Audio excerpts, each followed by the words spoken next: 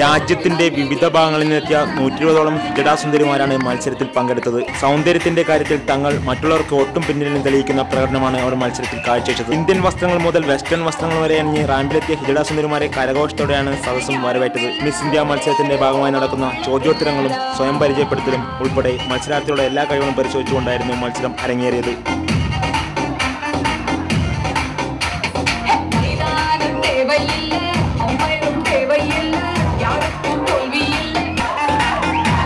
Miss beautiful I, miss beautiful hair, miss beautiful walk, miss best skin എന്നീ വിഭാഗങ്ങളിലാണ് മത്സരം നടന്നത്. Miss ഇന്ത്യയായി മുംബൈയിൽ നിന്നെത്തിയ മിസ് കരീന തിരഞ്ഞെടുക്കപ്പെട്ടു. മണിപ്പൂരുകാരി റോമി ഫസ്റ്റ് റണ്ണറപ്പും തമിഴ്നാടുകാരി പത്മിനി സെക്കൻഡ് റണ്ണറപ്പുമായി കേരളത്തിന്റെ ലക്ഷ്യ മിസ് ബ്യൂട്ടിഫുൾ ഐ ആയും തിരഞ്ഞെടുക്കപ്പെട്ടു. മിസ് ഇന്ത്യ മത്സരത്തിൽ പങ്കെടുത്തതിന്റെ ആവേശത്തിലായിരുന്നു മത്സരാർത്ഥികൾ. തങ്ങളോടുള്ള സമൂഹത്തിന്റെ കാഴ്ചപ്പാട് മാറുമെന്ന പ്രതീക്ഷയിലാണ് അവർ. എനിക്ക് സാധാരണ മനുഷ്യരെക്കാളും വളരെയധികം ഒരു മൾട്ടി ടാലൻറ്റഡ് ആയിട്ട് ഞാൻ വിചാരിച്ചിട്ടുണ്ട്. പക്ഷേ പുരുഷനായി കുറേ കാലം ജീവിച്ചു, സ്ത്രീയായി ജീവിക്കുന്നു. അപ്പോൾ ഇത്ര ഒരു ഭാഗ്യം ഈ ഒരു ജന്മത്തിൽ കിട്ടിയതിൽ ഞാൻ ദൈവത്തോട് വളരെ നന്ദി പറയുന്നു.